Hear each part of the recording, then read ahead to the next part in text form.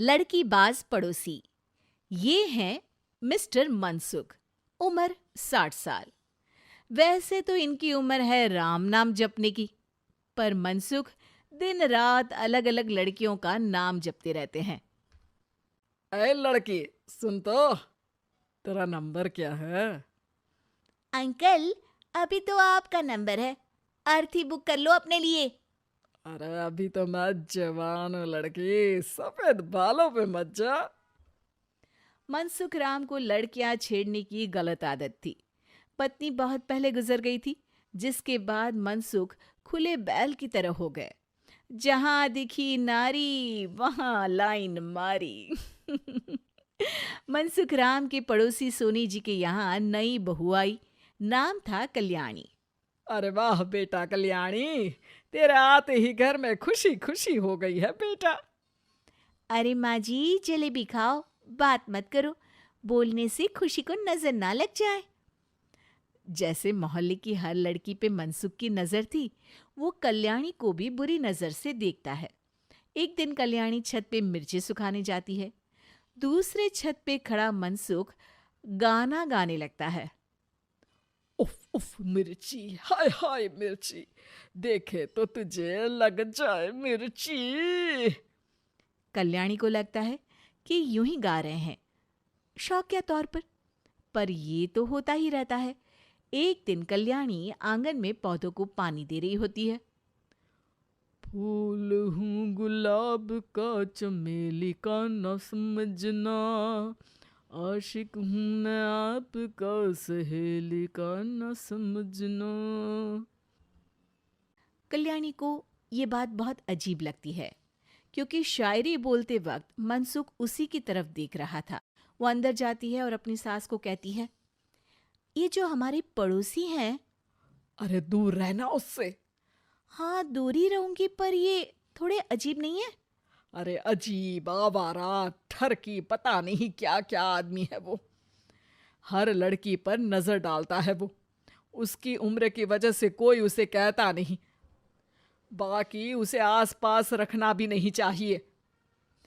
अरे पर ऐसे थोड़ी ना चलेगा, एफआईआर करवा देनी चाहिए। हवालात में हवा और लात खाएंगी तो समझ जाएंगे। अरे यही तो दिक्कत है ना समाज की। जिसके साथ दिक्कत होती है उसको भी समाज गुनहगार समझता है। लड़की अगर बोल दे कि फलाने ने मुझे छेड़ा है, तो कुछ लोग तो ये कहने लगते हैं कि लड़की की भी रजामंदी होगी ही। ये तो है, पर कुछ तो करना ही पड़ेगा।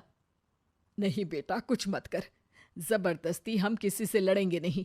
हमारा परिवार इज्जतदार परिवार है।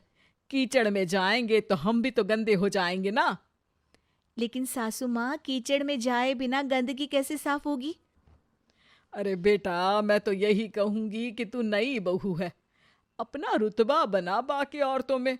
अपनी समझदारी से, अपने काम से इन चक्करों में मत पड़ बेटा। बहू सास की बात ना चाहते हुए भी मान लेती है। और कई ऐसे मौके आते हैं जब मनसुख बहू पर उल्टे कमेंट्स करता है। जैसे एक दिन जब बहू छत पर सफाई कर रही होती है, तो मनसुख छत पे आकर गाना गाने लगता है। तेरा ध्यान किधर है, तेरा हीरो इधर है, तेरा हीरो इधर है। मेरा ध्यान तो आपकी हरकतों पे ही है, थोड़ा आप भी ध्यान दो कि क्या कर रहे हो आप। अरे बहुत तीखी हो और मुझे मिर्ची पसंद भी है। अरे वाह। बुढ़ाओ कहीं के।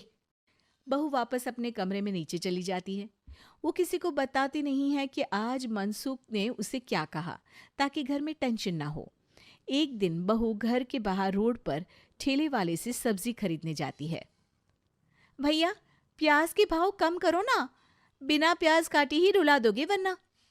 तभी बहू की नजर मनसुख पर पड़ती है, जो वहां से गुजर रही एक लड़की को देखकर कहता है, शीशी भरी गुलाब की, पत्थर पे फोड़ दूं, तेरे लिए तो जाने मन जीना भी छोड़ दूं। लड़की सहम जाती है। उसकी उम्र शायद 18-19 साल की रही होगी। बहू ने जब ये देखा कि मनसुख ने इतनी छोटी उम्र की लड़की को तंग किया है, तो वो घर में जाके अपने पति से कहती है, तुम्हारा पड़ोसी मनसुख, अरे बहुत नीच आदमी है। अरे कुछ करते क्यों नहीं उसका? अरे मैं क्या करूं? पड़ोस में गंदगी है, हटानी तो पड़ेगी ना। मेरा साथ दोगे? दूंगा, लेकिन करना क्या है? हम फंसेंगे तो नहीं ना? डरो मत, अच्छे काम करने से डरना नहीं चाहिए। उस दिन कल्याणी अच्छे से तैयार होती है और मनसुख के घर जाती है। अरे वाह, आज तो घर में चांद उतर आया है। आपकी शायरी, आपके गाने मुझे यहाँ खींच लाए। शाम को मेरे पति और सास घर पर नहीं रहेंगे। आप मेरे घर आ सकते हैं चाय पीने। अरे जरूर जरूर, मुझे पता था तुम समझदार हो, पर इतनी जल्द मुझे पसंद करने लगोगी ये नहीं सोचा था। चाय पे इंतजार रहेगा। मनसुख शाम को कल्याणी के घर चला जाता है। आप बेडरूम में बैठिए, वहां चाय पियेंगे। अरे वाह बेडरूम में चाय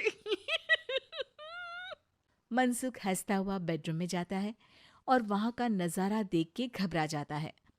वहां पर मोहल्ले की वो सारी लड़कियां खड़ी हैं जिनको आज तक मनसुख ने छेड़ा था। कल्याणी भी बेडरूम में जाके दरवाजा अंदर से बंद कर लेती है। अब बेडरूम से सिर्फ डम डम डिशुम डिशुम की आवाज आती है और बीच बीच में मनसुख की चीखें भी सुनाई देती हैं। अरे माफ कर दो बिटिया, अरे नहीं नहीं नहीं, अरे डंडे से नहीं, अरे अरे लग जाएगी, अरे आई। बेडरूम का दरवाजा खुलता है और मनसुख की हालत एक लुटे फटे कौवे जैसी हो जाती है। किए की सजा तो मिलनी ही थी आपको, लेकिन आपकी और आपसे ज्यादा हमारी इज्जत का भी ख्याल रखना था। इसलिए इस बार शांति से धर धर के धरना किया हमने आपकी। अगर जरूरत पड़ी तो बाहर जुलूस भी निकाल सकते हैं। आप ऐसी गलती नहीं करूंगा, मुझे माफ कर दो। बहू मनसुख को बाहर छोड़ने जाती है। मनसुख अपने घर की तरफ बढ़ता है। वैसे आपको चाय कैसी लगी? मनसुख अपने दुखते गाल पे हाथ रख के कहता है, कड़क